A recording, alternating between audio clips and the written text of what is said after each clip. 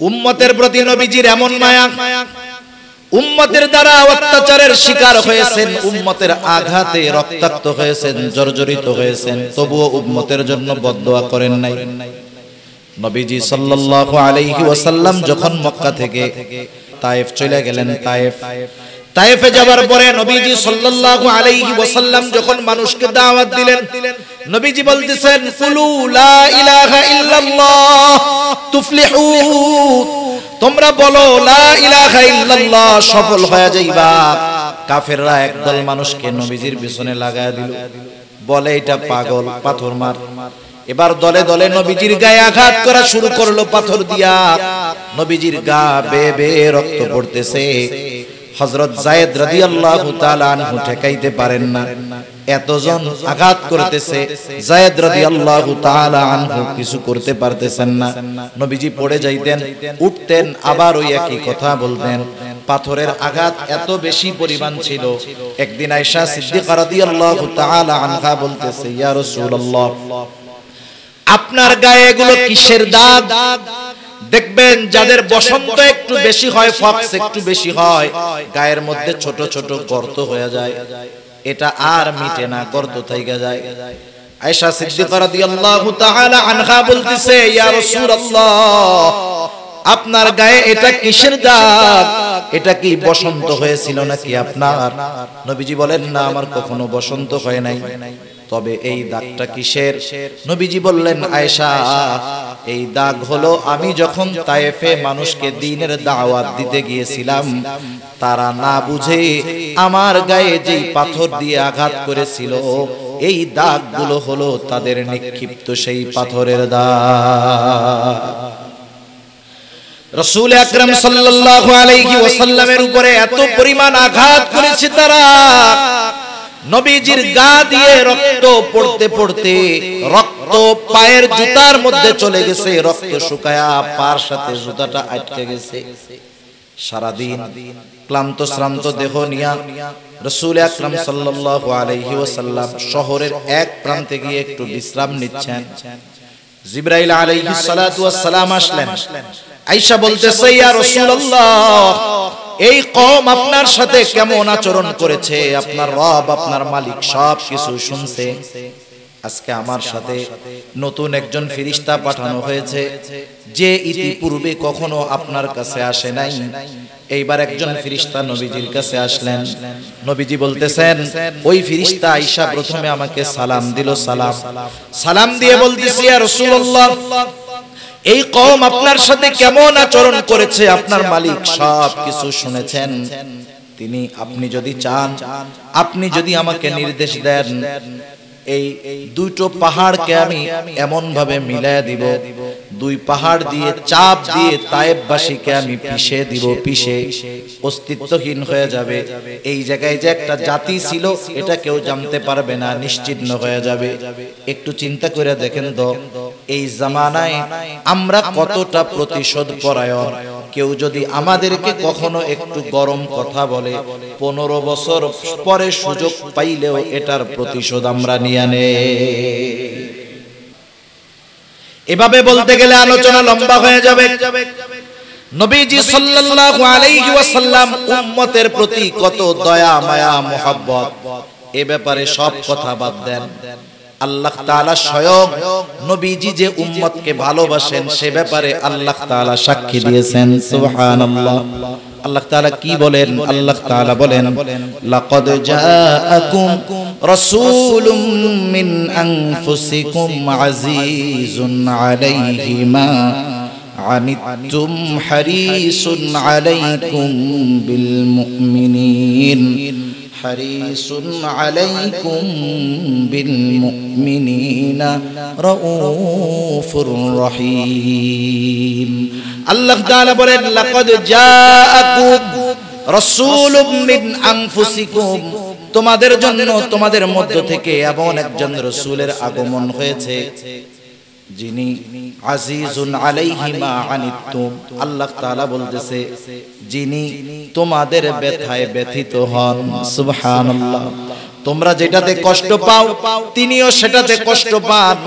এজন্য সাহাবায়ে কেরাম রাসূলুল্লাহ সাল্লাল্লাহু আলাইহি ওয়াসাল্লামের কাছে আসতেন। আয়েশা যখন তারা নিজেদের কষ্টের কথা নবীজির কাছে বলতেন, নবীজি তাদের কষ্টের কথা শুনে নিজেও কষ্ট পাইতেন। শুধু তাই না, তাদের কথাগুলো মনোযোগ সহকারে শ্রবণ করবার পর নবীজি সুন্দরভাবে তাদেরকে সৎ পরামর্শ দিতেন, সুন্দরভাবে নবীজি তাদের সান্ত্বনা দিতেন। لقد من الله على المؤمنين إذ بعث فيهم رسولا من أنفسهم يتلو عليهم آياته ويزكيهم ويعلمهم الكتاب والحكمة وإن كانوا من قبل لفي ضلال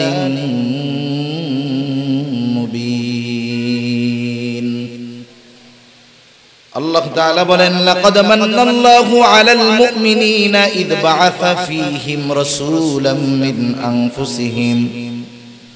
মুমিনদের জন্য আল্লাহ তাআলার এক বিশেষ অনুগ্রহ হলো এইটা যে আল্লাহ রাব্বুল আলামিন তাদের মধ্য থেকে তাদের জন্য একজন রাসূল প্রেরণ করেছেন। সে রাসূল কি করে? ইয়াতলু আলাইহিম আয়াতিহি ওয়া ইউযাক্কিহিম। সেই রাসূল তাদেরকে তাদের সামনে আয়াত সমূহ তিলাওয়াত করে, ওয়া ইউযাক্কিহিম তাদেরকে পরিশুদ্ধ করে, তাদের আত্মশুদ্ধি করে, ওয়া ইউআল্লিমুহুমুল কিতাবা ওয়াল হিকমা তাদেরকে কিতাব এবং হিকমতের শিক্ষা দেয়। ওই রাসূল এই চার জিনিস শিক্ষা দেওয়ার মাধ্যমে তাদের কি কল্যাণ হয়, তাদের কি উপকার হয়। আল্লাহ তাআলা বলেন, ওয়া ইন কানু মিন ক্বাবলু লাফি যালালিম মুবিন। ইতিপূর্বে তারা তো সুস্পষ্ট পথভ্রষ্টতার মধ্যে ছিল। এই রাসূল তাদের মধ্য থেকে এসে তাদেরকে এই শিক্ষাগুলো দিয়ে সিরাতে মুস্তাকিমের পথযাত্রী তাদের বানায় দেয়। রাসূলুল্লাহ সাল্লাল্লাহু আলাইহি ওয়াসাল্লাম মুমিনদের জন্য বিশেষ অনুগ্রহ। তবে আমার আপনার নবী গোটা সৃষ্টি জগতের জন্য রহমত, এ ঘোষণা আল্লাহ তাআলা দিয়ে দিয়েছেন। আমরা যখন নামাজ পড়ি, জামাতে যখন পড়ি, ইমামের কেরাত, মুসল্লির জন্য কেরাত। আবার যখন একাকী নামাজ পড়ি, জামাতে হোক আর একাকী হোক, বলেন তো প্রত্যেক নামাজের প্রত্যেক রাকাতে সূরা ফাতিহার দরকার আছে না না? আছে। সেটা জামাতে হোক তখন ইমাম পড়বে, একাকী যখন কেউ পড়বে সে নিজেই পড়বে। সূরা ফাতিহার শুরুতেই আমরা বলি আলহামদুলিল্লাহি রাব্বিল আলামিন। সকল প্রশংসা আল্লাহর জন্য। কে? আল্লাহ। নিজের পরিচয় আরেকটু ব্যাখ্যা কইরা আল্লাহ তাআলাই বলেন, আল্লাহ হলেন রব্বুল আলামিন, জগৎ সমূহের প্রতিপালক। আলম এক বচন, আলামিন বহু বচন। তার মানে এই পৃথিবী এটা একটা জগৎ, এটা আরো অগণিত জগৎ আছে। সব জগতের রব প্রতিপালক যিনি, তিনি কে? আল্লাহ জগৎ সমূহের প্রতিপালক। যত সৃষ্টি আছে সব সৃষ্টির রব প্রতিপালক আল্লাহ। আল্লাহ রব্বুল আলামিন, তিনি রব্বুল আলামিন। আর আমার আপনার নবীর ব্যাপারে আল্লাহ তাআলা ঘোষণা করতেছেন, ওয়ামা আরসালনাকা ইল্লা রাহমাতাল লিল আলামিন। আমার আপনার নবীর ব্যাপারে আল্লাহ তাআলার ঘোষণা যে আমি আপনাকে জগৎ সমূহের জন্য রহমত হিসাবে প্রেরণ করেছি। সুবহানাল্লাহ। আল্লাহ হলেন জগৎ সমূহের রব, আমার আপনার নবী হলেন জগৎ সমূহের জন্য রহমত। আল্লাহ হলেন রব্বুল আলামিন, আমার আপনার নবী হলেন রহমাতুল লিল আলামিন। আস্তে সুবহানাল্লাহ। আরো আস্তে বলেন না সুবহানাল্লাহ। নাকি আপনারা বাস দেখতেছেন? তাকায় তাকায়। নবী হলেন রাহমাতুল লিল আলামিন। এর দ্বারা কি বুঝলেন? আমরা কি বুঝলাম? নবী রাহমাতুল লিল আলামিন কি বুঝলাম? আল্লাহ তাআলা রব্বুল আলামিন, আমার আপনার নবী রাহমাতুল লিল আলামিন। এর দ্বারা কি বোঝা গেল? মনে করেন আপনাদের এলাকার একজন মাননীয় এমপি মহোদয় আছে না নাই? বলেন তো, প্রত্যেকটা এমপির ক্ষমতা পাওয়ার কতটুকু? গোটা দেশে না তার আসনের মধ্যে? এই এলাকার এমপি আর এক এলাকায় গিয়া পাওয়ার দেখাইতে পারবে না। তার ক্ষমতার, তার সম্মানের একটা লিমিটেশন আছে। বাংলাদেশের প্রধানমন্ত্রী যিনি, তারও একটা লিমিটেশন আছে। তার পাওয়ার চলবে তার দেশের মধ্যে। আমেরিকার প্রেসিডেন্টের পাওয়ার চলবে তার দেশের মধ্যে। এক কথায় প্রত্যেকটা রাষ্ট্রপ্রধানের একটা এরিয়া আছে।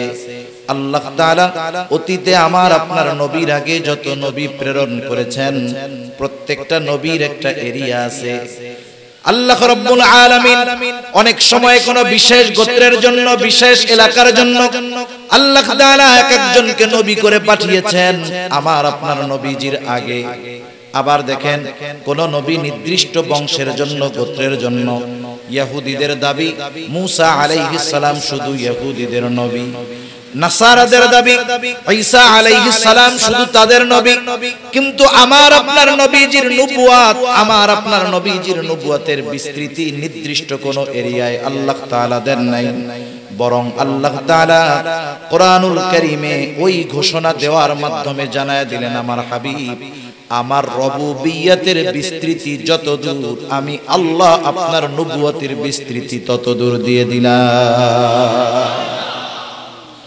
এজন্য কবি অনেক সুন্দর কথা বলেন।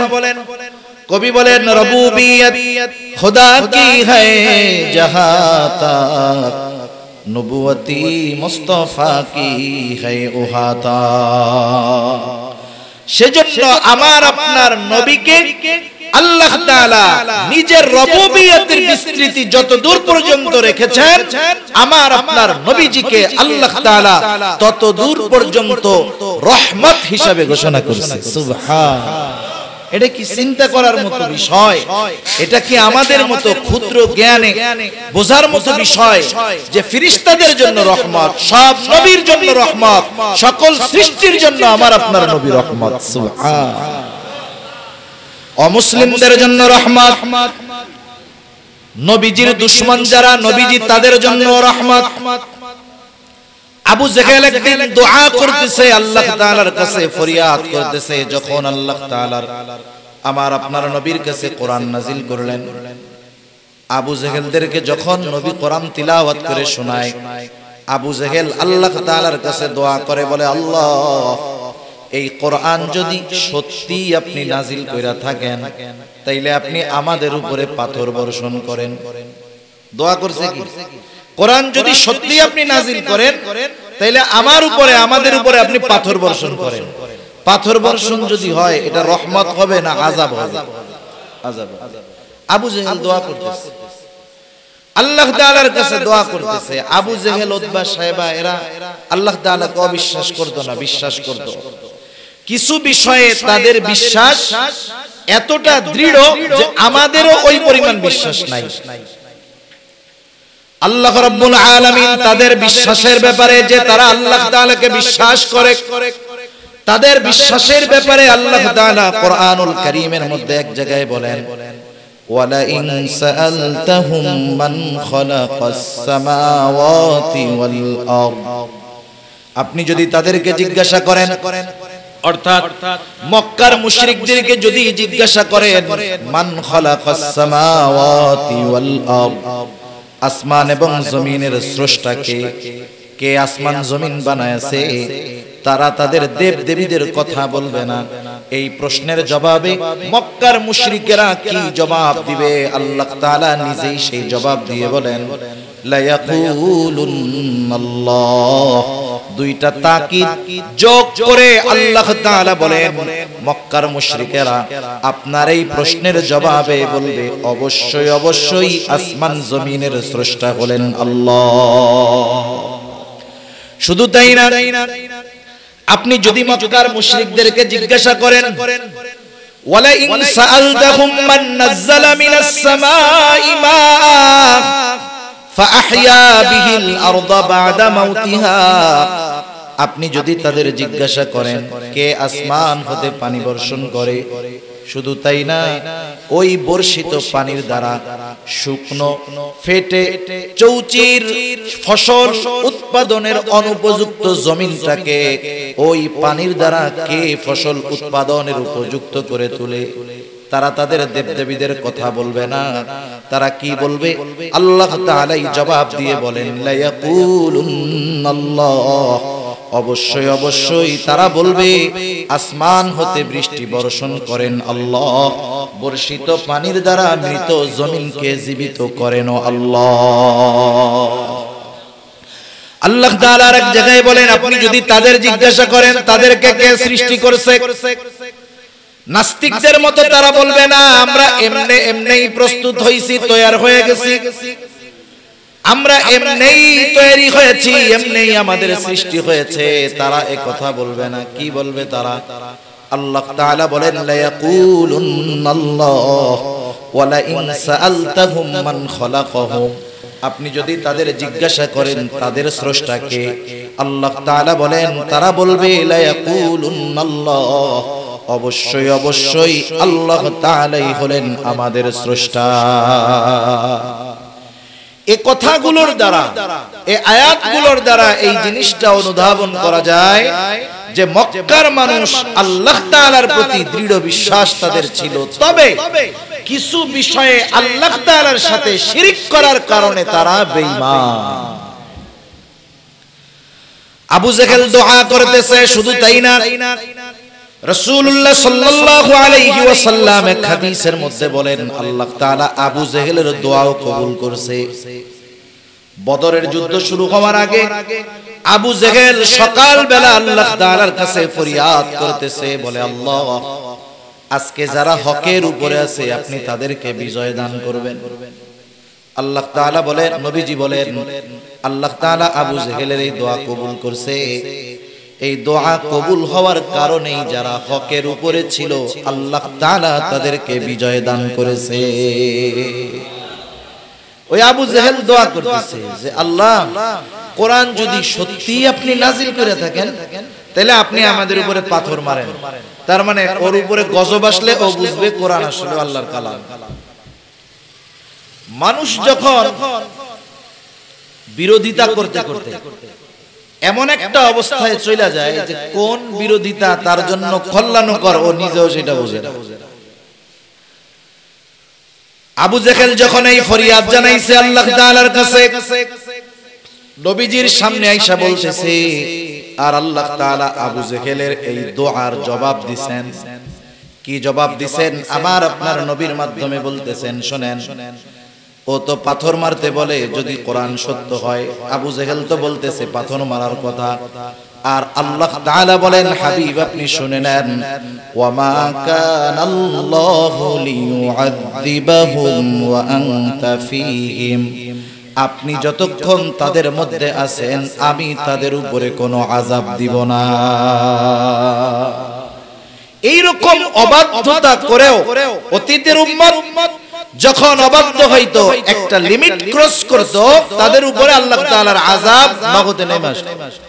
কিন্তু আবু জেহেল, উতবা, সাইবা এরাও আমার আপনার নবী রহমত হওয়ার কারণে, দুনিয়ার জমিনে রহমাতুল লিল আলামিন থাকার কারণে আল্লাহ তাআলার শাস্তি থেকে এরা বাইচা গেছে। আমরা হলাম এমন নবীর উম্মত, এটা আমাদের জন্য আল্লাহ তাআলার পক্ষ থেকে বড় নেয়ামত, বড় সৌভাগ্যের ব্যাপার। তিনি তো এমন এক নবী, উম্মতের প্রতি তার দরদ, তার মহব্বত, ভালোবাসা সর্বোচ্চ ছিল। প্রত্যেক নবী তার উম্মতদেরকে ভালোবাসে, কিন্তু অন্যান্য নবীর তুলনায় আমার আপনার নবীর ভালোবাসা আমাদের জন্য অনেক গুণ বেশি ছিল। আব্দুল্লাহ ইবনে আমর ইবনুল আস রাদিয়াল্লাহু তাআলা আনহু, ওনার থেকে বর্ণিত হাদিস। একদিন সবাই বসে আছে এক মজলিসের মধ্যে। আব্দুল্লাহ ইবনে আমর ইবনুল আস রাদিয়াল্লাহু তাআলা আনহু বলেন, আন্নান নবী সাল্লাল্লাহু আলাইহি ওয়াসাল্লাম তালাক মা নাযালা ফি ইব্রাহিম আলাইহিস সালাম। রাসূলুল্লাহ সাল্লাল্লাহু আলাইহি ওয়াসাল্লাম তিলাওয়াত করলেন, কোরআন থেকে তিলাওয়াত করলেন। কি তিলাওয়াত করলেন? যা আল্লাহ তাআলা ইব্রাহিম আলাইহিস সালামের ব্যাপারে নাজিল করেছেন। কি নাজিল করেছেন আল্লাহ তাআলা কোরআনে? ইব্রাহিম আলাইহিস সালামের ব্যাপারে পবিত্র কোরআনুল কারীমের সূরা ইব্রাহিম 13 নম্বর পারা। হযরত ইব্রাহিম আলাইহিস সালাম তার গুনাহগার উম্মতের জন্য আল্লাহ তাআলার কাছে দোয়া করতেছে। দোয়া বলতেছে, রব্বি ইন্নাহুন্না আযলালনা কাসীরাম মিনান নাস ফামান তাবিআনি ফাইন্নাহু মিন্নি ওয়া মান আসানি ফাইন্নাকা গফুরুর রহিম।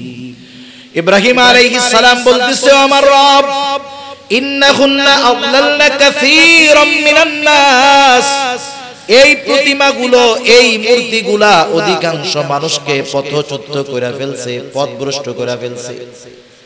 ফামান তাবিআনি ফাইন্নাহু মিন্নি, যারা আমার আনুগত্য করলো তারা তো আমার দলভুক্ত। ওয়া মান আসানি, যারা আমার আনুগত্য করলো না তারা তো আমার দলভুক্ত নয়, তারা তো পাপী, তারা গুনাহগার। হযরত ইব্রাহিম আলাইহিস সালাম কেমন যেন আল্লাহ তাআলাকে বলতেছেন, আল্লাহ, এরা তো আমার আনুগত্য করে নাই, পাপী, গুনাহগার, তবে আপনি তো দয়ার সাগর, আপনি চাইলে তাদেরকে ক্ষমা করে দিতে পারেন। কেন? কারণ ফা ইন্নাকা গফুরুর রহিম, কারণ আপনি হলেন অতিশয় ক্ষমাশীল আর দয়ালু। আপনি চাইলে আমার গুনাহগার উম্মতগুলারেও মাফ করে দিতে পারে। وقال عيسى عليه السلام إن تعذبهم فإنهم عبادك وإن تغفر لهم فإنك أنت العزيز الحكيم। হযরত ঈসা আলাইহিস সালাম তার গুনাহগার উম্মতের জন্য দোয়া করছে। আল্লাহ তাআলা সেই দোয়াও কোরআনে জানায় দিয়েছেন। ঈসা আলাইহিস সালাম উম্মতের জন্য দোয়া করতেছেন, বলেন, ইন তুআযিবুহুম ফাইন্নাহুম ইবাদুক, আয় আল্লাহ, আপনি যদি তাদেরকে শাস্তি দেন তারা তো আপনারই বান্দা। ওয়া ইন তাগফির লাহুম, আর আপনি যদি তাদেরকে maaf করে দেন, ফাইন্নাকা আনতাল আজিজুল হাকীম, আপনি তো মহাপরাক্রমশালী, মহাপ্রজ্ঞাময়। তার মানে ঈসা আলাইহিস সালাম বলতেছে, আল্লাহ, আপনি যদি তাদেরকে ক্ষমা করে দেন, যেহেতু আপনি আজিজ, মহাপরাক্রমশালী, কেউ আপনারা জিজ্ঞাসা করবে না কেন এদেরকে maaf করলেন, কেন ক্ষমা করে দিলেন, কেউ জিজ্ঞাসা করবে না, কারণ আপনি মহাপরাক্রমশালী, আপনি মহাপ্রজ্ঞাময়। তাই আপনি যদি চান আমার গুনাহগার উম্মতগুলো, আপনার এই গুনাহগার বান্দাগুলোকে আপনি ক্ষমা করে দিতে পারে। প্রত্যেক নবী উম্মতের ব্যাপারে চিন্তিত, তবে কিছু কিছু ক্ষেত্রে গুনাহগার উম্মতের ব্যাপারে নবী চিন্তিত বেশি থাকতেন। যেমন এক হাদিসের মধ্যে নবীজি বলেন, তোমাদের মধ্যে আর আমার মধ্যে উপমা হলো ওই ব্যক্তির মতো, যেই ব্যক্তি আগুন জ্বালাইলো, আগুন জ্বালানোর পরে এইবার বিভিন্ন দিক থেকে পোকা মাকড় ফড়িং টড়িং আইসা লাফায়া লাফায়া ওই আগুনের মধ্যে পড়ে আর পুইরা এগুলা মরে। আমরা গ্রামে দেখছি, যখন ছোটবেলায় কারেন্ট ছিল না, বিশেষ করে এই লাইট হইলেও তো দেখেন না, লাইটের মধ্যেও পোকা আসে না, আসে। আর যখন চারদিকে অন্ধকার, এক আল্লাহর বান্দা আলো জ্বালাইছে, আগুন জ্বালাইছে, দেখা যায় তো চতুর্দিক থেকে পোকা মাকড় আইসা ভরে গেছে, লাফ দিয়া দিয়া ওই আগুনের মধ্যে পুইরা এগুলা সব মরে যায়। নবীজি বলেন, আমার আর তোমাদের মধ্যে উপমা হলো ওই ব্যক্তির নাই, যে আগুন জ্বালাইলো আর পোকামাকড় ফড়িং আইসা লাফায়া লাফায়া ওই আগুনের মধ্যে পড়া মইরা যায়। আমিও তোমাদের কোমর ধরে টেনে টেনে জাহান্নামের আগুন থেকে টেনে টেনে দূরে সরায়া আনি, আর তোমরা আমার থেকে ছুটে ছুটে জাহান্নামের দিকে চলে যাও। এই নবী গুনাহগার উম্মতের ব্যাপারে কতটা চিন্তিত থাকলে এমন উপমা উদাহরণ দিতে পারেন। সাধারণ বিষয়টাও এরকম। মনে করেন এক লোকের 5টা ছেলে আছে। কয়টা ছেলে? 5টা ছেলের মধ্যে 4টা ছেলে খুব ভদ্র, দিনদার, মুত্তাকি, পরহেজগার। নামাজ কালাম পড়ে, গুনাহ করে না, ভালো মানুষ, কিন্তু 5 নম্বর ছেলেটা বড় দুষ্টু, নামাজ কালামের কাছে যায় না, রাস্তাঘাটে মানুষের সাথে মারামারি করে, মাথা মুতা ফাটায় ফেলায়। বলেন তো মা বাবা ওই 4 সন্তান যারা ভদ্র মুত্তাকি পরহেজগার, ওই 4টার জন্য বেশি দোয়া করে নাকি খারাপটার লাগা বেশি দোয়া করে? আল্লাহ তাআলার কাছে ওই খারাপটার ব্যাপারে বেশি দোয়া করে, ওইটার ব্যাপারে বেশি চিন্তিত থাকে। অনেক সময় আফসোস কইরা বলে, আরে আমার বাকি 4টা সন্তান কত ভালো, এই সন্তানটাও যদি ভালো হইতো মইরাও শান্তি পাইতাম। এই জন্য নবীরা গুনাহগার উম্মতের ব্যাপারেও চিন্তিত থাকতেন বেশি। যখন রাসূলুল্লাহ সাল্লাল্লাহু আলাইহি ওয়াসাল্লাম এই 2 নবীর দোয়া যা আল্লাহ তাআলার কাছে তারা করছে উম্মতের ব্যাপারে, এই 2 নবীর দোয়ার আয়াত যখন নবীজি তিলাওয়াত করলেন, আমার আপনার নবীর অন্তরের মধ্যে তখন উম্মতের মুহাব্বতের ঢেউ উঠে গেল।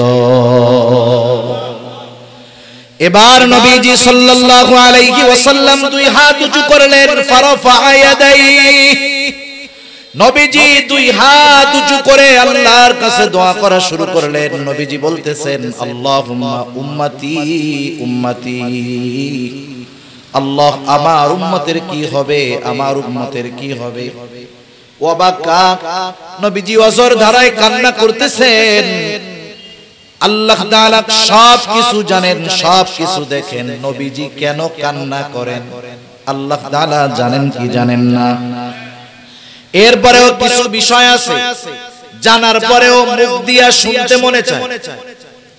আমরা দুনিয়ায় কত অসুবিধায় থাকি, কষ্টে থাকি, আশেপাশের মানুষ না বুঝলেও বুঝেন কে, জানেন কে। এরপরেও আল্লাহ তাআলা তার কাছে চাইতে বলে, দোয়া করতে বলে। মনে করেন যখন মাদ্রাসার মধ্যে বৃহস্পতিবার আসে, বৃহস্পতিবার বিকাল বেলা ছাত্র গিয়া ওস্তাদের সামনে কান্না করতেছে, যারা মাদ্রাসায় পড়ে তারা বুঝবে। বলেন তো ছাত্র বৃহস্পতিবার বিকাল বেলায় ওস্তাদের সামনে বৈশা বৈশা যদি কান্না করে, কি জন্য কান্না করে ওস্তাদের বুঝতে বাকি আছে নাকি? কান্না করে কেন বলেন তো? এই আপনারাও বুঝছেন, আর হুজুরে বুঝবো না এটা হইতে পারে? বুঝে, এরপরেও কি কয়, কান্দোস কেন? ও যদি কথা না বলে, বলে কেন কান্দোস, কোন হইলে কিন্তু কাজ হবে না।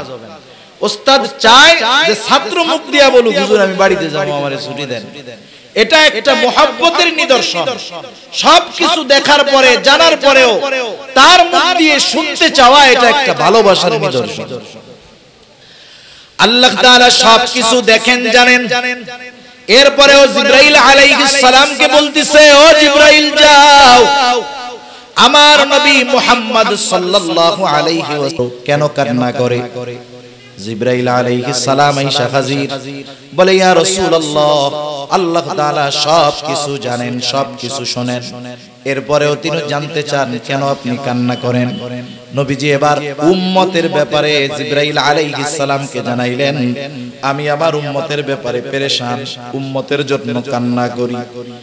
এইবার জিবরাইল আলাইহিস সালাম আল্লাহ তাআলার কাছে গিয়ে বললেন, আল্লাহ, রাসূলুল্লাহ সাল্লাল্লাহু আলাইহি ওয়াসাল্লামের কান্নার কারণ হলো তিনি তার উম্মতের চিন্তায় কান্না করতেছেন, কি হবে তার উম্মতের।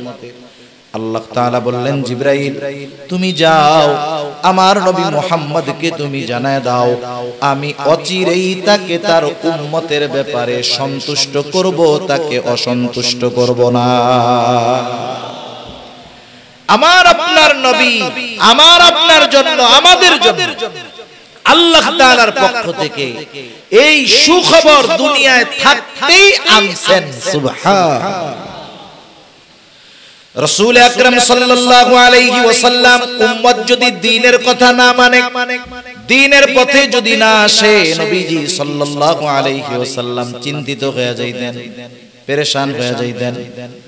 রাসূল আকরাম সাল্লাল্লাহু আলাইহি ওয়াসাল্লামকে যখন 3 বছর গোপনে দাওয়াত দেওয়ার পর আল্লাহ তাআলা বললেন, ওয়া আনদির আশীরাতাকাল আকরাবিন, এবার আর গোপনে দাওয়াত হবে না, প্রকাশ্যে দাওয়াত দাও। নবীজি সাল্লাল্লাহু আলাইহি ওয়াসাল্লাম সাফা পাহাড়ের উপরে দাঁড়ায় গেলেন। মক্কাবাসীকে উদ্দেশ্য করে বলতেছেন, সব মানুষ একত্রিত হয়েছে, সবাইকে উদ্দেশ্য করে নবীজি বলতেছেন, এ ব্যাপারে তোমরা কি বলো, তোমাদের মত কি? আমি যদি তোমাদেরকে বলি, পাহাড়ের অপর পাশে পাদদেশে একদল অশ্বারোহী সৈন্য তোমাদেরকে আক্রমণ করার জন্য অপেক্ষমান, তোমরা আমার এই কথাটাকে বিশ্বাস করবা নাকি? মক্কার সব মানুষ সমস্বরে জবাব দিল, অবশ্যই বিশ্বাস করব মুহাম্মদ, বিশ্বাস করব এই কারণে যে ইতিপূর্বে তুমি কখনো মিথ্যা বলো না, আমরা তোমাকে সর্ব অবস্থায় সত্যবাদী পেয়েছি, তোমার এই কথা অবশ্যই আমরা বিশ্বাস করব। নবীজি সাল্লাল্লাহু আলাইহি ওয়াসাল্লাম এইবার যখন তাদেরকে তাওহীদের কথা বললেন, নিজের রিসালাতের কথা বললেন, সাথে সাথে বড় একদল মানুষ নবীজির বিরোধিতা শুরু করে দিল। শুধু তাই না, বিরোধিতার মাত্রা এতটা দূর, নবীজি সাল্লাল্লাহু আলাইহি ওয়াসাল্লামের উপরে দিন যায়, অত্যাচার জুলুমের মাত্রা বাড়ায়া দেওয়া হলো। নবীজি সাল্লাল্লাহু আলাইহি ওয়াসাল্লাম চিন্তিত হয়ে গেলেন। কোন কোন মুফাসসির বলেন, ওই সময় নবীজির স্বাস্থ্যটা ভেঙে পড়েছে, অসুস্থ হয়ে যাওয়ার মতো অবস্থা। দুইটা কারণ হতে পারে। এক নাম্বার কারণ, তিনি নিজে নিজের দায়িত্ব সম্পর্কে চিন্তিত ছিলেন, যে আমাকে নবুয়তের মতো এত বড় গুরুত্বপূর্ণ এক দায়িত্ব দেওয়া হয়েছে, না জানি এই দায়িত্বটা আমি যথাযথভাবে পালন করতে পারি কিনা। এজন্য প্রাথমিক অবস্থায় যখন রাসূল আকরাম সাল্লাল্লাহু আলাইহি ওয়াসাল্লামের কাছে ওহী নাজিল করা হতো, নবীজি চিন্তিত হয়ে যাইতেন যেন ভুইলা না যান, এইজন্য বারবার তিনি তার জবানটাকে আওড়াইতেন।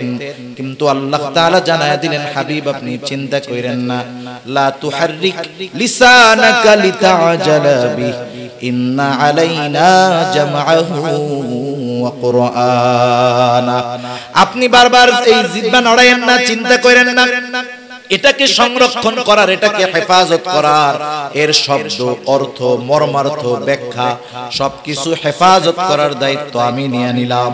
এজন্য মুফাসসিরিনে কেরাম বলেন, এক নাম্বার কারণ হতে পারে নিজের দায়িত্বের কারণে চিন্তিত ছিলেন। দুই নাম্বার, তিনি যখন এই কাছের মানুষগুলোর কাছে এই দ্বীনের দাওয়াত দিতেন, তারা যখন কথা গ্রহণ করত না, কথাটা ফিরায় দিত, এই বরং তারা চরম পর্যায়ের বিরোধিতা করত। তারা ঈমান না আনার কারণে, কথাগুলো বিশ্বাস না করার কারণে রাসূল আকরাম সাল্লাল্লাহু আলাইহি ওয়াসাল্লাম চিন্তিত হইয়া খানা কমায় দিয়েছেন। যখন খাওয়া ঘুম কম হয়ে গেছে, আমার আপনার নবী দুর্বল অসুস্থ হয়ে গেছেন, আর আল্লাহ তাআলা ওহী নাজিল করে জানায়া দিলেন, লাআল্লাকা বাখিউন নাফসাকা আল্লা ইয়াকুনু মুমিনিন। উম্মত দ্বীনের পথে না আসার কারণে নবী কত চিন্তিত, এই আয়াতের দ্বারা এই কথাটা অনুধাবন করা যায় যে স্বয়ং আল্লাহ তাআলা বলতেছেন, আপনি তারা ঈমান না আনার কারণে নিজেকে মৃত্যু মুখে ঠেলে দিচ্ছেন, তারা ঈমান না আনার কারণে। তাহলে উম্মত যদি দ্বীনের পথে না আসে, দ্বীনের কথা না মানে, তাহলে নবী কতটা চিন্তিত হন, এই আয়াতের দ্বারা বোঝা যায় কি যায় না? এটা মুহাব্বতের কারণে। কারো সন্তান যদি খারাপ হয়ে যায়, কথা না শুনে, লাইন যুক্ত হয়ে যায়, ওই ঘরের মধ্যে মা বাবার শান্তি থাকে না, টেনশনে খাওয়া দাওয়া চলে যায়, অসুস্থ হয়ে যায় মা বাবা, ঠিক কিনা বলেন? কেন? মুহাব্বতের কারণে। উম্মতকে ভালোবাসার কারণে উম্মত যখন দ্বীন থেকে লাইনচ্যুত হয়ে যায়, নবীজি সাল্লাল্লাহু আলাইহি ওয়াসাল্লাম চিন্তিত হয়ে যান। এটা উম্মতের প্রতি দরদ, ভালোবাসার কারণে।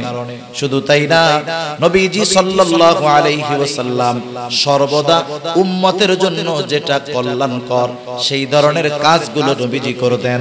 যেমন রাসূলুল্লাহ সাল্লাল্লাহু আলাইহি ওয়াসাল্লামের হাদিসের মধ্যে বলেন, প্রত্যেকটা নবীকে এমন একটা দোয়া করার সুযোগ দেওয়া হয়েছে যেটা কবুল করার প্রতিশ্রুতি আল্লাহ তাআলা দিয়েছেন। দুনিয়ায় যদি কেউ করে, দুনিয়ায় প্রত্যেক নবী সেই দোয়া দুনিয়ায় করে ফেলছে, আর আমি আমার দোয়াটাকে সংরক্ষণ করে রাখছি, কিয়ামতের দিন এটা আমি আমার উম্মতের জন্য সুপারিশ হিসাবে ব্যবহার করব।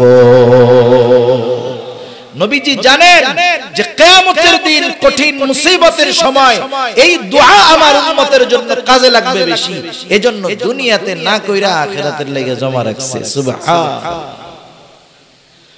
উম্মতের প্রতি নবীজির এমন মায়া, উম্মতের দ্বারা অত্যাচারের শিকার হয়েছেন, উম্মতের আঘাতে রক্তাক্ত হয়েছেন, জর্জরিত হয়েছেন, তবুও উম্মতের জন্য বদদোয়া করেন নাই। নবীজি সাল্লাল্লাহু আলাইহি ওয়াসাল্লাম যখন মক্কা থেকে, কাফেররা কথা মানে না, নবীজি সাল্লাল্লাহু আলাইহি ওয়াসাল্লাম তায়েফ চলে গেলেন। তায়েফে যাবার পরে নবীজি সাল্লাল্লাহু আলাইহি ওয়াসাল্লাম যখন মানুষকে দাওয়াত দিলেন, নবীজি বলতেছেন কুলু লা ইলাহা ইল্লাল্লাহ তুফলিহুন, তোমরা বলো লা ইলাহা ইল্লাল্লাহ, সফল হয়ে যাইবা। কাফেররা একদল মানুষকে নবীজির পিছনে লাগায় দিল, বলে এটা পাগল, পাথর মার। এবার দলে দলে নবীজির গায়ে আঘাত করা শুরু করলো পাথর দিয়া। নবীজির গা বেয়ে বেয়ে রক্ত পড়তেছে। হযরত যায়েদ রাদিয়াল্লাহু তাআলা আনহু ঠেকাইতে পারেন না, এতজন আঘাত করতেছে। যায়েদ রাদিয়াল্লাহু তাআলা আনহু কিছু করতে পারতেছেন না। নবীজি পড়ে যাইতেন, উঠতেন, আবার ওই একই কথা বলতেন। পাথরের আঘাত এত বেশি পরিমাণ ছিল। একদিন আয়েশা সিদ্দিকা রাদিয়াল্লাহু তাআলা আনহা বলতেছে, ইয়া রাসূলুল্লাহ, আপনার গায়ে এগুলো কিসের দাগ? দেখবেন যাদের বসন্ত একটু বেশি হয়, ফক্স একটু বেশি হয়, গায়ের মধ্যে ছোট ছোট গর্ত হয়ে যায়, এটা আর মিটে না, গর্ত থেকে যায়। আয়েশা সিদ্দিকা রাদিয়াল্লাহু তাআলা আনহা বলতেছে, ইয়া রাসূলুল্লাহ, আপনার গায়ে এটা কিসের দাগ? এটা কি বসন্ত হয়েছিল নাকি আপনার? নবীজি বলেন, না, আমার কখনো বসন্ত হয় নাই। তবে এই দাগটা কিসের? নবীজি বললেন, আয়েশা, এই দাগ হলো আমি যখন তায়েফে মানুষকে দ্বীনের দাওয়াত দিতে গিয়েছিলাম, তারা না বুঝে আমার গায়ে যেই পাথর দিয়ে আঘাত করেছিল, এই দাগগুলো হলো তাদের নিক্ষিপ্ত সেই পাথরের দাগ। রাসূল আকরাম সাল্লাল্লাহু আলাইহি ওয়াসাল্লামের উপরে এত পরিমাণ আঘাত করেছে তারা, নবীজির গা দিয়ে রক্ত পড়তে পড়তে রক্ত পায়ের জুতার মধ্যে চলে গেছে, রক্ত শুকায়া পার সাথে জুতাটা আটকে গেছে। সারাদিন ক্লান্ত শ্রান্ত দেহ নিয়া রাসূল আকরাম সাল্লাল্লাহু আলাইহি ওয়াসাল্লাম শহরের এক প্রান্তে গিয়ে একটু বিশ্রাম নিচ্ছেন। জিবরাইল আলাইহিস সালাতু ওয়াস সালাম আসলেন। আয়েশা বলতেছে, ইয়া রাসূলুল্লাহ, এই কওম আপনার সাথে কেমন আচরণ করেছে, আপনার রব, আপনার মালিক সব কিছু শুনছে। আজকে আমার সাথে নতুন একজন ফেরেশতা পাঠানো হয়েছে, যে ইতিপূর্বে কখনো আপনার কাছে আসে নাই। এইবার একজন ফেরেশতা নবীজির কাছে আসলেন। নবীজি বলতেছেন, ওই ফেরেশতা আয়েশা প্রথমে আমাকে সালাম দিল। সালাম দিয়ে বলতেছি, ইয়া রাসূলুল্লাহ, এই কওম আপনার সাথে কেমন আচরণ করেছে, আপনার মালিক সব কিছু শুনেছেন। আপনি যদি চান, আপনি যদি আমাকে নির্দেশ দেন, এই দুটো পাহাড়কে আমি এমন ভাবে মিলায়া দিব, দুই পাহাড় দিয়ে চাপ দিয়ে তায়েফবাসীকে আমি পিষে দিব, পিষে অস্তিত্বহীন হয়ে যাবে। এই জায়গায় যে একটা জাতি ছিল এটা কেউ জানতে পারবে না, নিশ্চিহ্ন হয়ে যাবে। একটু চিন্তা করে দেখেন তো, এই জামানায় আমরা কতটা প্রতিশোধ পরায়ণ। কেউ যদি আমাদেরকে কখনো একটু গরম কথা বলে, 15 বছর পরে সুযোগ পাইলেও এটার প্রতিশোধ আমরা নিয়ে নেই। কথার কথা মনে করেন, আমাদের কারো কাছে একজন জিন আসলো, জিন আইসা কইতেছে, ভাই আপনার একটা মহা সুযোগ। কি সুযোগ? কথার কথা, যে আপনার কার কার উপরে প্রতিশোধ নিতে মন যায়, আপনি তখন নামটা আমারে লেখা দেন। আমার মনে হয় আমাদের প্রত্যেকের তালিকা 15-20 হাত লম্বা হবে। যে আমার একটু গরম দিয়া কথা কইছে এর নামটাও দিয়ে দিব, যারে আমার ভালো লাগে না তার নামও দিয়ে দিব। আমরা মানুষ এতটা প্রতিশোধ পরায়ণ, এতটা প্রতিশোধের নেশা আমাদের মধ্যে। অথচ রাহমাতুল লিল আলামিন আমার আপনার নবীকে ওরা কেমন ভাবে পাথর মারছে, রক্ত গা দিয়ে পড়তে পড়তে জুতার মধ্যে ঢুকে রক্ত শুকায়া জুতা পায়ের সাথে আটকে গেছে। যখন ফেরেশতা এই কথা বলছে, আপনি যদি নির্দেশ দেন দুটো পাহাড় দিয়ে তাদেরকে পিষে দেওয়া হবে, নবীজি একটু আরাম করতেছিলেন। আরাম, মানুষ যখন কোনো গুরুত্বপূর্ণ বিষয় সামনে আসে, কথা সামনে আসে, তখন কিন্তু আরামের হালতে থাকে না। এবার উঠা অথবা বসবে। নবীজি এবার উঠা বসলেন। ফেরেশতার কথা বলার পর নবীজি জবাবে কি বললেন? নবীজি বললেন, বাল আরজু আন ইয়াখরুজাল্লাহু মিন আসলাবিহিম মান ইয়াবুদুল্লাহা ওয়াহদাহু ওয়া লা ইউশরিকু বিহি শাইআ। নবীজি বলেন, আমি তো আল্লাহ তাআলার কাছে এই ব্যাপারে আশা করি যে আল্লাহ তাআলা এদের মধ্য থেকে এমন এক প্রজন্ম বের করবে যারা এক আল্লাহর ইবাদত করবে, তার সাথে কারো শরীক করবে না।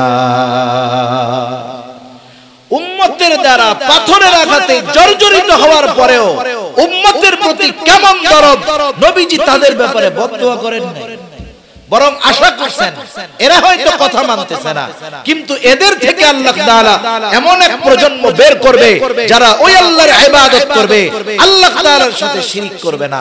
উম্মতের ব্যাপারে কতটা দরদ থাকলে, কতটা মুহাব্বত থাকলে, ভালোবাসা থাকলে ওই উম্মতের পাথরের আঘাতে রক্তাক্ত অবস্থায় তাদের জন্য বদদুয়া না কইরা তাদের প্রতি সুধারণা করা যায়।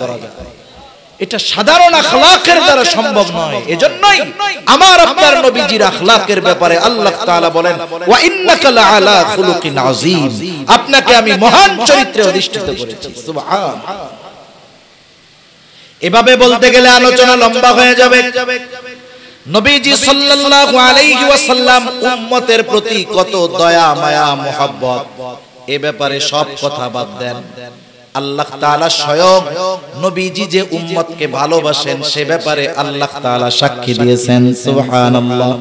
আল্লাহ তাআলা কি বলেন? আল্লাহ তাআলা বলেন, লাকাদ জাআকুম রাসূলুম মিন আনফুসিকুম আজিজুন আলাইহি মা আনিতুম হারিসুন আলাইকুম বিল মুমিনিন হারিসুন আলাইকুম বিল মুমিনিনা রাউফুর রহিম।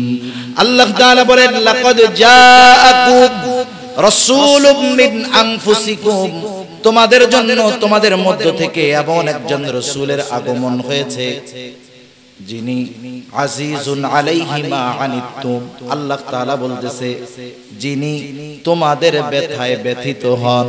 সুবহানাল্লাহ।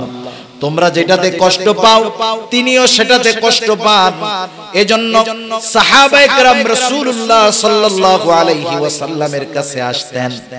আয়েশা যখন তারা নিজেদের কষ্টের কথা নবীজির কাছে বলতেন, নবীজি তাদের কষ্টের কথা শুনে নিজেও কষ্ট পাইতেন।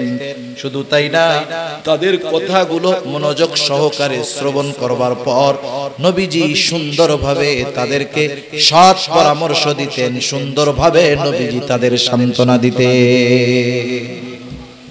এক সাহাবী আয়েশা বলতেছে, ইয়া রাসূলুল্লাহ, আমি হিজরতের সময়, হিজরতের পর মক্কায় আমার সম্পদ, বাড়ি টাড়ি যা ছিল, আবু সুফিয়ান রাদিয়াল্লাহু তাআলা আনহু তখনও মুসলমান হয় নাই, যে আবু সুফিয়ান সব অন্যায়ভাবে দখল দিয়া বিক্রি করে ফেলছে। নবীজি কথাটা শুনে খুব ব্যথিত হয়েছে। এবার তাকে সান্ত্বনা দিচ্ছেন যে শোনো, আল্লাহ রাব্বুল আলামিন যদি তোমাকে এগুলোর বিনিময়ে আখিরাতে সুন্দর একটা বাসস্থান দেয়, তুমি খুশি হবা নাকি? এবার ওই সাহাবা বলে, ইয়া রাসূলুল্লাহ, অবশ্যই আমি খুশি হব। নবীজি বললেন, শোনো, এগুলোর বিনিময়ে আল্লাহ তাআলা তোমাকে পরকালে উত্তম বাসস্থান দান করবে।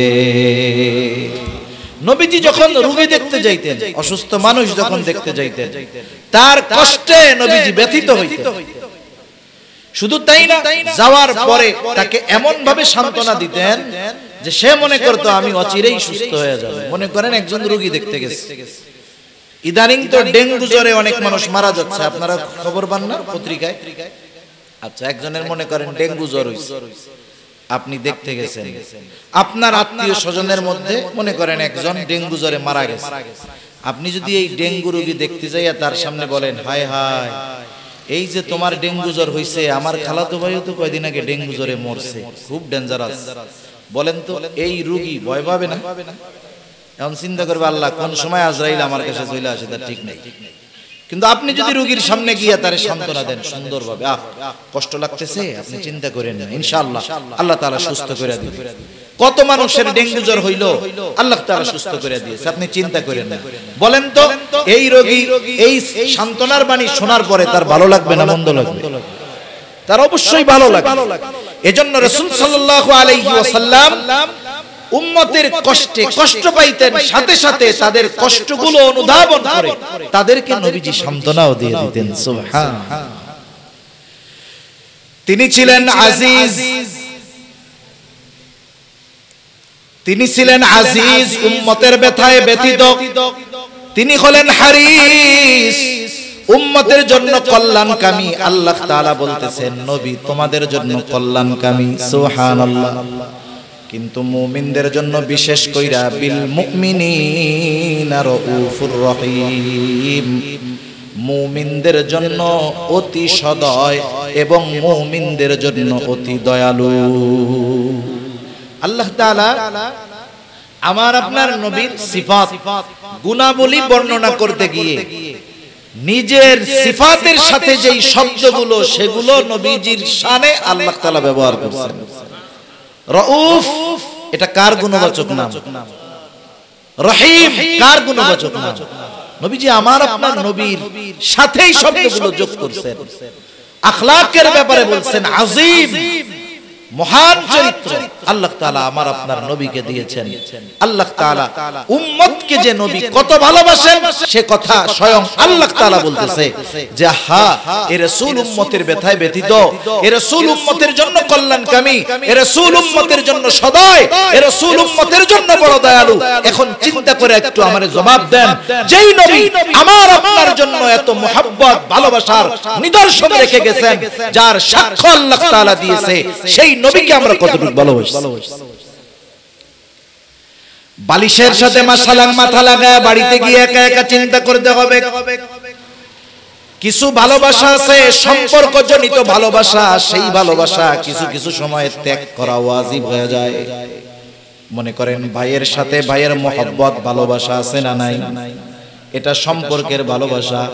ভাই যদি নবী বিদ্বেষী হয়, ইসলাম বিদ্বেষী হয়, আল্লাহ বিদ্বেষী হয়, বলেন তো ওই ভাইয়ের সাথে ভালোবাসা রাখার কোনো সুযোগ আছে নাকি? সম্পর্কের ভালোবাসা কখনো কখনো ওই ভালোবাসা ত্যাগ করে তার ব্যাপারে বিদ্বেষ অন্তরে রাখাটা ওয়াজিব হয়ে যায়। কিন্তু নবীজির প্রতি ভালোবাসা এমন এক বিষয় যেটা কমাবার কোনো সুযোগ নাই। বরং এই ভালোবাসা শুধু সম্পর্কজনিত ভালোবাসা নয়, এই ভালোবাসার সাথে আমাদের ঈমানের সম্পর্ক। এজন্য রাসূলুল্লাহ সাল্লাল্লাহু আলাইহি ওয়াসাল্লাম বলেন, লা ইউমিনু আহাদুকুম হাত্তা আকুনা আহাব্বা ইলাইহি মিন ওয়ালিদিহি ওয়া ওয়ালাদিহি ওয়ান নাসি আজমাইন। নবীজি বলেন তোমাদের মধ্যে কেউ ততক্ষণ পর্যন্ত মুমিন হতে পারবে না যতক্ষণ না আমি তার কাছে তার পিতামাতা সন্তান সন্ততি এক কথায় সকলের চাইতে অধিক মহব্বতের পাত্র যতক্ষণ না হব ততক্ষণ তোমাদের মধ্যে কেউ মুমিন হতে পারবে না। নবীজিকে ভালোবাসা এটা ঈমান সম্পৃক্ত বিষয়। সাধারণ যৌক্তিকতা কি বলে? আমি আগে যে কথাগুলো বললাম বলার একটা কারণ তো আছে। কারণ হলো মনে করেন একটা লোককে আপনি চেনেন না, অপরিচিত একজনের সাথে আপনার দেখা হয়েছে, এই লোকটাকে আপনি চিনেন না, কথার কথা দেখা হইলো, কথা হচ্ছে, সালাম বিনিময় হলো। এই মুহূর্তে আপনার বাবা অথবা আপনার মা আপনার ভাই আপনাকে আইসা বলতেছে, অপরিচিত যে লোকের সাথে দেখা হয়েছে এ তো অপরিচিত লোক, এর সাথে মানবিক দৃষ্টিকোণ থেকে যতটুকু সদাচরণ করার দরকার আমরা ততটুকু করব, কিন্তু এর চাইতে অতিরিক্ত ভালোবাসা আমাদের অন্তরে আসবে না, এটাই স্বাভাবিক, ঠিক কি না? অপরিচিত লোক, এখন আপনার বাপ অথবা আপনার ভাই আইসা আপনারে বলতেছে যে তুমি কি এই লোকটারে চিনো? বলে না আমি তো চিনি না। বলে হ্যাঁ এটা তো সেই লোক, তুমি রোড অ্যাক্সিডেন্ট করছিলা, সব মানুষ দূরে চলে গেছে, এই লোকটা নিজে তোমাকে হসপিটালে নিয়া নিজে রক্ত দিয়া তোমারে সহযোগিতা করছে, তোমার হায়াত ছিল বাইসা ছিলা, কিন্তু এই লোকটা তোমার জন্য এইরকম ত্যাগ স্বীকার করছে, কষ্ট করছে। বলেন তো, যখন ওই লোকের আপনার প্রতি এই ইহসানের খবর আপনি জানবেন, তার প্রতি ভালোবাসা জাগ্রত হবে কি হবে না? সারা জীবন চিন্তা করবে না, আরে ওই দিন তো কেউ না ধরলে মইরাই যেত। ওই লোকটার প্রতি একটু আগে অপরিচিত ছিল, এখন তার প্রতি একটা মোহাব্বত, ভালোবাসা, আন্তরিকতা অটোমেটিক অন্তরের মধ্যে আসবে। নবীজির আমাদের প্রতি কত মায়া, দয়া, ভালোবাসা, এটা জানার পর, এই বিষয়গুলো শুনবার পর স্বাভাবিক, আগেও তো মুমিনের অন্তরে ভালোবাসা ছিল, আছে, কিন্তু আরেকটু বাড়বে, এটাই স্বাভাবিক, ঠিক কিনা বলেন? কিন্তু সেই বাড়াটা হতে হবে সর্বোচ্চ পর্যায়ে। হযরত উমর রাদিয়াল্লাহু তাআলা আনহু একদিন নবীজির সাথে পথ চলতেছেন, নিজের থেকেই হঠাৎ করে বলেন, ইয়া রাসূলুল্লাহ, আমি আপনাকে আমার জীবনের পরে সবচাইতে বেশি ভালোবাসি। নবীজি বললেন, না উমর, হয় নাই। হযরত উমর একটু পরে আবার বললেন, ইয়া রাসূলুল্লাহ, আমি আপনাকে এই মুহূর্ত থেকে আমার নিজের জীবনের চাইতেও বেশি ভালোবাসি। রাসূলুল্লাহ সাল্লাল্লাহু আলাইহি ওয়াসাল্লাম বললেন, হ্যাঁ, এবার আমরা একটু বাড়িতে গিয়ে চিন্তা করব, যেহেতু নিজের জীবনের চাইতে বেশি নবীকে ভালোবাসতে হবে, এটা ঈমানের দাবি। কিসের দাবি? জোরে বলেন না, ঈমানের দাবি। এখন নিজে নিজে গিয়ে একটু চিন্তা করব, আমি কি আমার জীবনের চাইতে নবীকে বেশি ভালোবাসি? আমি কি আমার সন্তানের চাইতে নবীকে বেশি ভালোবাসি? আমি কি আমার মা বাবার চাইতে নবীকে বেশি ভালোবাসি? আমি কি আমার বন্ধু বান্ধব, আত্মীয় স্বজন, এদের চাইতে নবীকে বেশি ভালোবাসি? এই প্রশ্ন নিজেকে নিজে করার পরে বাস্তবিক অর্থে যদি উত্তর হয় হ্যাঁ, আমি আমার নবীকে বেশি ভালোবাসি, তাহলে তো কামিয়াব। আর যদি বাস্তবতা এমন হয়, এই প্রশ্নের জবাব যদি এমন হয় যে না, আমি আমার জীবনের চাইতে নবীকে বেশি ভালোবাসতে পারি নাই, আমি আমার সন্তানের চাইতে নবীকে বেশি ভালোবাসতে পারি নাই, তাহলে হায়াত থাকতে পরিবর্তনের সময় আছে। সর্বোচ্চ ভালোবাসার আসনে আল্লাহ তাআলার পরে নবীজির স্থান দেওয়া লাগবে, ঠিক কিনা বলেন? কারণ কি জানেন, দ্বীনের সব বিষয় মান্য করা সহজ তখনই হবে যখন একটা মানুষ আল্লাহ এবং তার রাসূলকে নিজের জীবনের চাইতে বেশি ভালোবাসে। এর আগে শরীয়তের মধ্যে পরিপূর্ণ আসার সম্ভাবনা নেই, সম্ভব নয়। কারণ আল্লাহর হুকুম মানতে গেলে আল্লাহকে সবচাইতে বেশি ভালোবাসতে হবে, নবীর আদর্শ মানতে হলে নবীজিকে সবচাইতে বেশি ভালোবাসতে হবে। আমি যদি আমার জীবনের চাইতে আল্লাহ এবং রাসূলকে সবচাইতে বেশি ভালোবাসতে পারি, তাহলে আমার দ্বারা শরীয়তের ভিতরে পূর্ণাঙ্গভাবে প্রবেশ করা অসম্ভব। আমি যদি উপমা দেই, উদাহরণ দেই, অনেক উদাহরণ দেওয়া যাবে। রাসূল আকরাম সাল্লাল্লাহু আলাইহি ওয়াসাল্লামকে মুহাব্বত করা ঈমানের দাবি, নিজের জীবনের চাইতে বেশি ভালোবাসতে হবে। এখন কথা হলো, ভালোটা বাসবো কেমনে? যারা নবীর সামনে ছিল সাহাবায়ে কেরাম, এরা নবীজিকে ভালোবাসার উপমা, উদাহরণ আমাদের সামনে রাখা গেছে, আমরা সেগুলো পড়ি।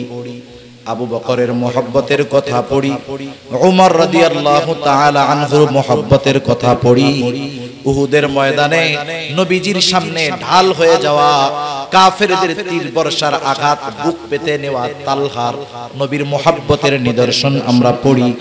কিন্তু নবী তো আমাদের সামনে নাই, তাইলে নবীকে যে আমরা ভালোবাসি, এই প্রমাণ আমরা কেমনে দিব?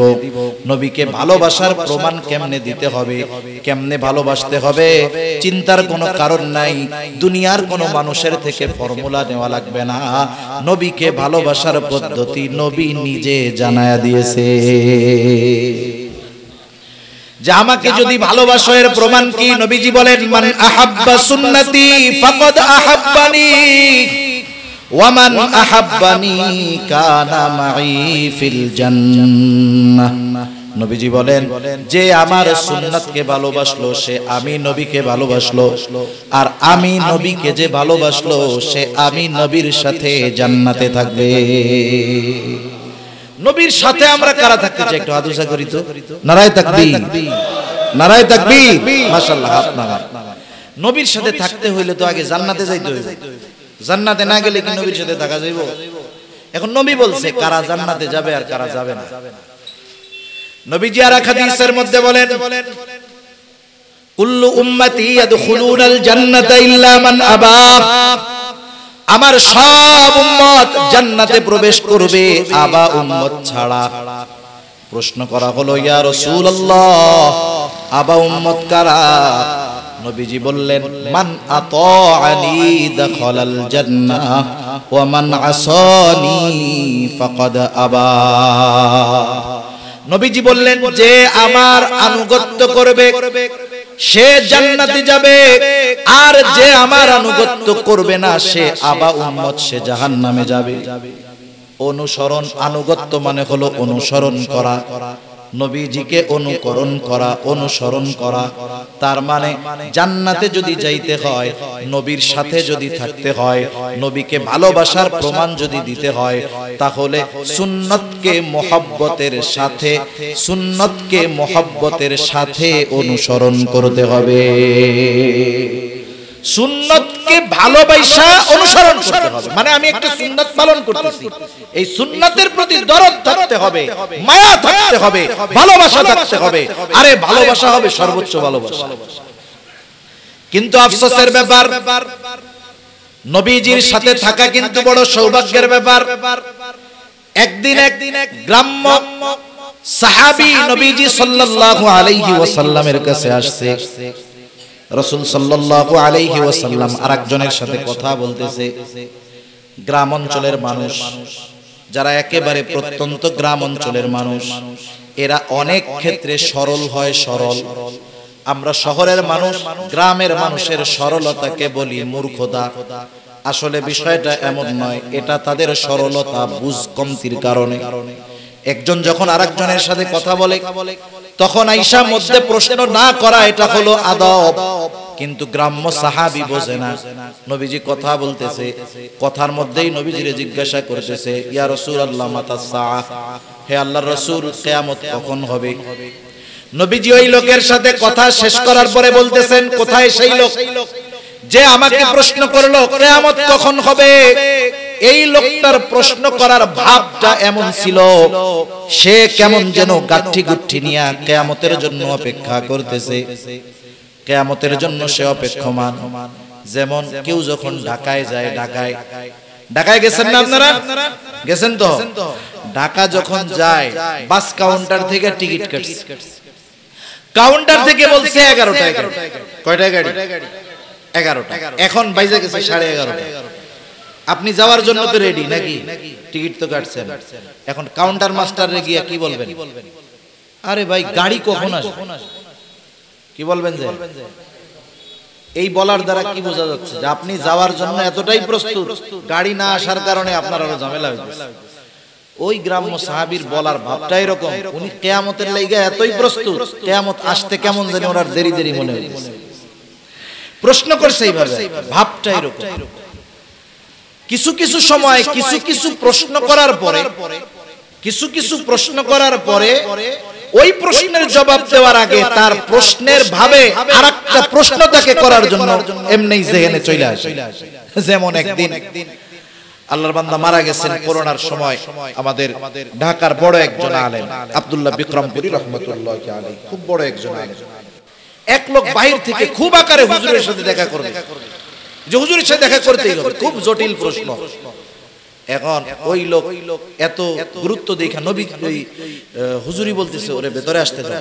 অনেক ওলামায়ে কেরাম ও হুজুরের কাছে আসছে। আয়েশা, হুজুর একটা প্রশ্ন ছিল। কি প্রশ্ন?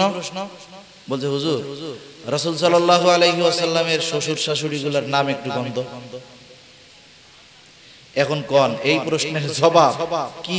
কি বলবে? হুজুর এবার প্রশ্ন করছে, তোর প্রশ্নের জবাব দিব, তুই আগে আমার একটু দোয়ায় কুনুতটা শোনা। প্রশ্নের জবাব, প্রশ্নের ভাবে অনেক সময় জবাব না দিয়া নতুন প্রশ্ন আসে। যে হুজুর বলছে, তোর প্রশ্নের জবাবের আগে তুই বল দোয়ায় কুনুতটা আমারে শোনা। এইবার ও একেবারে একদম দরজা দিয়ে বের হয়ে চলে গেছে। তা কিছু প্রশ্ন করার পরে ওই প্রশ্নের জবাব দেওয়ার আগে ওই প্রশ্নকারীর ভাব এবং ভঙ্গিমার কারণে নতুন প্রশ্ন উদ্রেক হয়। রাসূলুল্লাহ সাল্লাল্লাহু আলাইহি ওয়াসাল্লাম প্রশ্নের জবাব না দিয়া নবীজি বলতেছেন, তুমি কিয়ামতের জন্য কি পাথেয় সংগ্রহ করছো? এই প্রশ্নের জবাবে এবার লোকটা বলতেছে আমি আল্লাহ এবং তার রাসূলকে ভালোবাসি। সুবহানাল্লাহ। এই লোকটার এই জবাবের মধ্যে সরলতা ছিল, লৌকিকতা ছিল না, দেখানোর কোনো কিছু ছিল না। কেমন যেন কথাটা অন্তর থেকে মুখ দিয়া বের হইছে। নবীজিও সাথে সাথে জবাব দিলেন, যে যাকে মহব্বত করে সে তার সাথে থাকবে। লোকটা এতটুকু কথা শুনে সে বাড়ির পথে রওনা হয়ে গেল। হযরত আনাস রাদিয়াল্লাহু তাআলা আনহু বলেন, নবীজির জবান দিয়ে এই কথা শ্রবণ করবার পর যে যাকে মহব্বত করে তার সাথে থাকবে, আমরা এতটা খুশি হয়েছিলাম যে ইসলাম গ্রহণ করার পরে আমরা এতটা খুশি কখনো হই না। হযরত আনাস রাদিয়াল্লাহু তাআলা আনহু বলেন, আমি আল্লাহকে ভালোবাসি, তার রাসূলকে ভালোবাসি, আমি আবু বকর ওমর রাদিয়াল্লাহু তাআলা আনহুমাকে ভালোবাসি। যদিও তাদের মতো আমল করতে পারি নাই, তবে আমি আশা রাখি তাদের সাথে জান্নাতে আমি একত্রে থাকব। এমন সৌভাগ্যবান হওয়ার জন্য সবার ইচ্ছা আছে না? আছে। দেখেন, মানুষ মানুষের সাথে থাকার জন্য কত কিছু করে দুনিয়ায়। শাইখুল ইসলাম শাহ আহমদ শফি রহমাতুল্লাহি আলাইহি, উনি একবার টেকনাফ যাবেন। টেকনাফ হেফাজতে ইসলামের ওই সময়গুলো টেকনাফ সফরে যাবেন। উলামায়ে কেরামের আয়োজন, বিশাল আয়োজন। এখন এই আয়োজন দেখে এক লোক বলতেছে, হুজুর এত বড় আয়োজন কেন? বলে আল্লামা আহমদ শফি রহমাতুল্লাহি আলাইহি আসবে এজন্য। তা লোকটা বলতেছে, আপনাদের এই আয়োজনে খরচ হবে কত? 14-15 লক্ষ টাকা সব মিলায় খরচ হবে। অনেক উলামায়ে কেরাম মানুষের আগমন ঘটবে, মেহমানদারি সব মিলায় 13-14 লক্ষ টাকা খরচ হবে। এখন লোকটা বলতেছে যে শুনেন, যত খরচ হবে আরো বেশি হয়, সব খরচ আমি দিয়ে দিব, কিন্তু একটা শর্ত আছে। কি শর্ত? বলে আমাকে একটু হুজুরের পাশে বসার সুযোগ করে দিতে হবে, হুজুরের সাথে একটু খানা খাওয়ার ব্যবস্থা করে দিতে হবে, এরপরে হুজুরের হাতটা একটু ধরার ব্যবস্থা করে দিতে হবে। ওনারাও চিন্তা করছে এইরকম পার্টি যদি পাওয়া যায় তো হুজুরের পাশে একটু বসাইতে, হুজুরের সাথে একটু খানা খাওয়াইতে অসুবিধাটা কোথায়? এখন উনি সব কিছুর অ্যারেঞ্জমেন্ট করছে। বাস্তব ঘটনা হলো, হুজুর তো তখন শারীরিক অবস্থা কোন সময় কেমন হয়, হুজুর যাইতে পারেন না। ওনাদের কি অবস্থা হয়েছে সেগুলো থাক, কিন্তু আমি যেটা বোঝানোর জন্য বললাম যে একটা মানুষ এ দুনিয়ার একজন আলেম, একজন আহলুল্লাহর সুহবত পাওয়ার জন্য, পাশে বসার জন্য, সাথে একটু খাওয়ার জন্য 20 লক্ষ টাকা খরচ করাকে কোনো পরোয়া করে না। কিন্তু আফসোস, নবীজির সাথে জান্নাতে থাকার সুযোগ আমাদের আছে, সুন্নাতের উপরে চলার মাধ্যমে আমরা সেটা করতে রাজি না। 1 টাকাও খরচ হবে না, নবীজির সাথে থাকার ব্যবস্থা হইবে, কিন্তু আমরা এটা করতে রাজি না। আবার আমরা নবীরে খুব ভালোবাসি। একটু চিন্তা করে নিজের কাছে নিজে প্রশ্ন করেন। নবীজি বললেন, সুন্নাতকে মহব্বত করো, আমার অনুসরণ করো, তাইলে জান্নাতে যাবা, আমার সাথে থাকবা, নাইলে যতই লাফাও কাজ হবে না। সেজন্য সুন্নাতকে মহব্বত করতে হবে। আমি উদাহরণ দেওয়ার জন্য বলি, কাউকে কষ্ট দেওয়ার জন্য নয়, ক্ষমা চাই। মনে করেন অনেক মানুষ আছে, যখন বিশ্বকাপ ফুটবল খেলা আসে দেখবেন যে কিছু মুরগি চোরা রাস্তায় বের হয়। মুরগি চোরা আমাদের গ্রাম অঞ্চলে দেখছি, যখন কেউ মুরগি চুরি টুরি করে ধরা খাইতো, আগে এই চোররে শাস্তি দেওয়ার আগে মাথার চুল অর্ধেক কাটতো, টাক বানাইতো অর্ধেক টাক, এরপরে ওরে গোটা গ্রামে জুতার মালা গলায় দিয়ে ঘুরাইয়া বুঝাইতো যে এটা হলো মুরগি চোর, এর থেকে কিন্তু তোমরা সাবধান। হ্যাঁ, আর এই বিশ্বকাপ ফুটবল খেলা এইসব আসলে একটু বেশি দেখা যায়। দেখবেন এই জায়গা দিয়ে চুল আছে, এই পাশ দিয়ে একটাও নেই, আছে না এরকম? মধ্যে আছে, এই জায়গা দিয়ে একটাও নেই। আবার আছে দেখবেন এই জায়গা দিয়ে খানিক টাক, বাকি জায়গা সব জায়গায় চুল আছে। এগুলো হলো ডিজিটাল মুরগি কাটিং, মুরগি চোরা কাটিং। আচ্ছা দেখেন, মনে করেন এক ছেলে এরকম অর্ধেক টাক হয়ে রাস্তা দিয়ে হাঁটতেছে, আপনি যদি তারে বলেন, এই তুই মুরগি চোরা কাটিং দিলি কেন, ও আপনারে কি বলবে? চাচা মুরগি চোরা কাটিং বললেন না, জানেন এটা কার চুলের কাটিং? কার?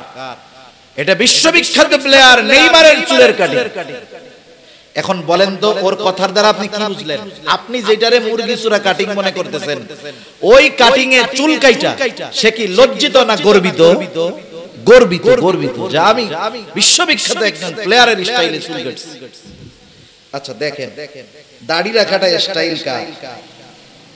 দাড়ি রাখা কার স্টাইল? মুহাম্মাদুর রাসূলুল্লাহ সাল্লাল্লাহু আলাইহি ওয়াসাল্লাম। অনেক তরুণ আছে, যুবক আছে, স্কুলে পড়ে, কলেজে পড়ে, যদি বলি যুবক নামাজ কালাম পড়ো, দাড়িটা রাখো, বলে হুজুর। এখন সবাই ভাইয়া বলে, দাড়ি রাখলে চাচা বলবে। একটু চিন্তা করে দেখো, একজন মুরগি চোরার মতো কাটিং দিল, তাকে মুরগি চোর বলার পরেও সে লজ্জিত হয় নাই, বরং সে গর্বিত হইছে, আমি নেইমারের মতো চুল কাটছি। আর তুমি নবীর মোহাব্বত, নবীর স্টাইল দাড়ি রাইখা যদি কেউ তোমারে চাচা বলে, তুমি লজ্জা পেয়ে যাও। তুমি কেমন মোহাব্বত নবীজিকে করো, তাহলে বোঝা গেল এই মোহাব্বত মুখে মুখে আছে, অন্তরে আর বাস্তবতায় এই মোহাব্বতের অস্তিত্ব না। অনেক যুবক দাড়ি রাখে না। কেন দাড়ি রাখোস না? কয় দাড়ি রাখলে সুন্দর মাইয়ারা পছন্দ করে না। কি বলে? দাড়ি রাখলে সুন্দর মেয়েরা পছন্দ করে না।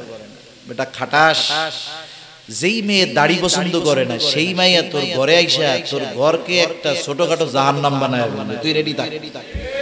ওই জাহান্নামের আগুনে তুই পড়বি, তোর 14 গোষ্ঠী নিয়ে পোড়ায় আছে। এখন বলেন, যেই মেয়ে নবীর সুন্নাত দাড়ি ভালোবাসে না, দাড়িওয়ালারে ভালোবাসে, আপনি এর দ্বারা ভালো কি আশা করেন? আমার একটু গন্ত আশা করার সুযোগ আছে? কোনো সুযোগ নাই। আবার একটু চিন্তা করেন, হায়াত মউতের মালিক আল্লাহ, কোন সময় কার মরণ আসে বলা যায় না।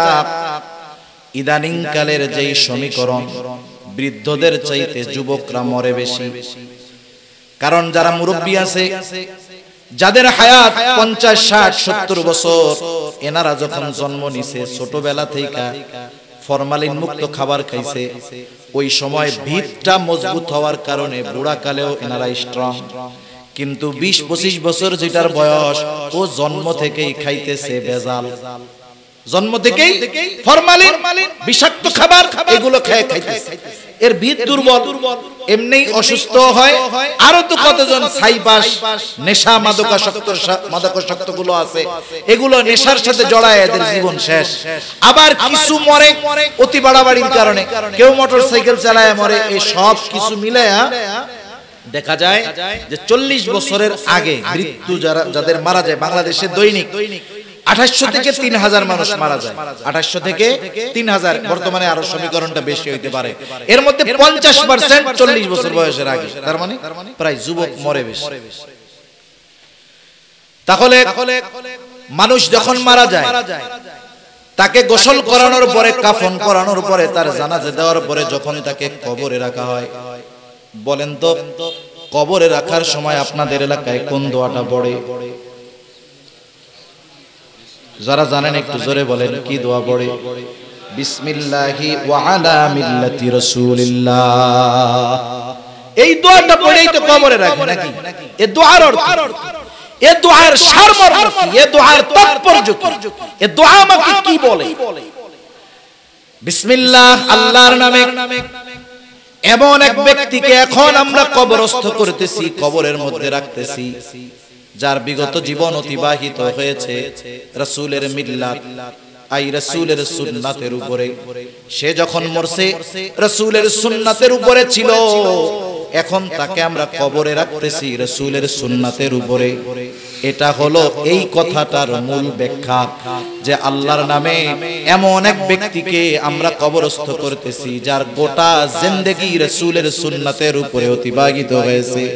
দেখা যাবে যেই লোকটাকে এই দোয়া পড়ে কবরে রাখা হলো, তার মুখের মধ্যে দাড়ি নাই, একেবারে ক্লিন শেভ। এখন বলেন তো, এই দোয়া পড়ে তাকে কবরে রাখলাম, এই দোয়াটা তার ব্যাপারে সত্য কথা নাকি মিথ্যা কথা? একেবারে জলজন্ত মিথ্যা কথা বইলা সুন্নাতবিহীন লোকটারে সুন্নাতওয়ালা বইলা কবরে রেখে দিতেছি। এটা কি বাংলাদেশ হইছেন? 5 নম্বর জিনিস 1 নম্বর কইয়া বেচে দিলে পাবলিক কিনা নিব, কবরে রেখে দিলেই ফেরেশতা কইব হ্যাঁ কইছে তো যে এটা তো সুন্নাতওয়ালা, তাইলে এটারে আর কিছু কোয়ার দরকার নাই, এই হবে। যতই দোয়া দুরূদ পড়ে রাখেন ওর মধ্যে তো আসল জিনিস নাই, কাজ হবে না। এজন্য সুন্নাতকে আঁকড়ায় ধরতে হবে, রাসূলের আদর্শকে আঁকড়ায় ধরতে হবে। আমি কেন দাড়ির কথা কইলাম, এর একটা কারণ তো আছে। মানুষ সব সুন্নাত পালন করতে লজ্জিত হয় না, দাড়ির সুন্নাত পালন করতে লজ্জিত হয় বেশি, দাড়ির সুন্নাত পালন করতে লজ্জা পায় বেশি। নবীজির জন্য যদি কেউ একটু চাচা দাদা বলে এতে তো সমস্যা নাই। দুনিয়ার মানুষের মহব্বতে কত কথা শুনতে আমরা রাজি, অথচ নবীজির মহব্বতে রক্ত দেওয়া লাগতেছে না, একটু দাড়ি রাখতেও আমরা রাজি হই না। এটা আমাদের জন্য বড় দুর্ভাগ্যের বিষয়, ঠিক কিনা বলেন? এজন্য আলোচনা আর লম্বা করার সুযোগ নাই। একটু চিন্তা করে নিজের কাছে নিজে প্রশ্ন করবেন যে আমি তো নবীকে মহব্বত করি, নবী আমাকে মহব্বত করে, এ সাক্ষী আল্লাহ দিয়েছেন। হাদিসের মাধ্যমে জানলাম নবী আমাদের কত মহব্বত করতেন। আমরা তো নবী যখন দুনিয়ায় আমরা আসি নাই, আমাদের ব্যাপারে নবীর মহব্বত কেমন ছিল? নবীজি একদিন হাঁটতেছেন রাস্তায়, সাহাবায়ে কেরাম নবীজির সাথে, হঠাৎ নবীজি বলতেছেন যে আমার ভাইদেরকে দেখতে মন চায়। সাহাবায়ে কেরাম বলে, ইয়া রাসূলুল্লাহ, আমরা কি আপনার ভাই নই? নবীজি বললেন, তোমরা আমার সাহাবী, আমার ভাই হলো তারা যারা আমার পরে না দেখে আমাকে বিশ্বাস করবে, আমার উপরে ঈমান আনবে, তারা আমার ভাই। আমার তাদেরকে দেখতে মন চায়। যেই নবী উম্মতকে এত মহব্বত করলেন দুনিয়ায়, এ নবীর মহব্বত শুধু দুনিয়ায় নয় তা নয়, আখিরাতেও নবীজি উম্মতের চিন্তায় বিভোর থাকবেন। এই জন্য সব নবী যেই দিন চিন্তিত, আমার আপনার নবী উম্মতের চিন্তায় একবার হাউজে কাউসারের কাছে যাবেন, যে না জানি আমার কোন উম্মত হাউজে কাউসার থেকে পানি মাহরুম হয়ে যায় কিনা। আরেকবার পুলসিরাতের কাছে চলে যাবেন, না জানি আমার কোন উম্মত পুলসিরাত পার হতে ব্যর্থ হয়ে যায় কিনা। আরেকবার মিজানের কাছে চলে যাবেন, না জানি আমার কোন উম্মত আমল ওজন দেওয়ার সময় ধরা পড়ে যায় কিনা। আর একবার জাহান্নামের কাছে চলে যাবেন, কোন উম্মতের ব্যাপারে সুপারিশ করার প্রয়োজন হয় কিনা। আর একবার উম্মতের জন্য আল্লাহ তাআলার কাছে গিয়ে সুপারিশ করবেন। এইভাবে নবীজি সাল্লাল্লাহু আলাইহি ওয়াসাল্লাম উম্মতের মহব্বতে, উম্মতের চিন্তায় কিয়ামতের ময়দানেও পেরেশান থাকবে। সেই উম্মত যিনি তার উম্মতকে এত মহব্বত করলেন, আমরা সেই উম্মত হয়ে নবীজির মহব্বতে কি করলাম? এই প্রশ্ন নিজেরা নিজে বাড়িতে গিয়ে প্রত্যেকদিন করব যে আমি নবীকে যে মহব্বত করি, এই মহব্বতের নিদর্শন হিসাবে আমার কর্মগুলো কি। তাহলে আশা করা যায় আমরা আমাদের বাস্তব অবস্থা উপলব্ধি করতে পারবো। আল্লাহ সুবহানাহু ওয়া তাআলা আমাদের সবাইকে খাঁটি আশিকে রাসূল, কি আশিকে রাসূল করুন, খাঁটি আশিকে রাসূল হওয়ার তৌফিক আল্লাহ দান করুন। সকলে বলি আমিন।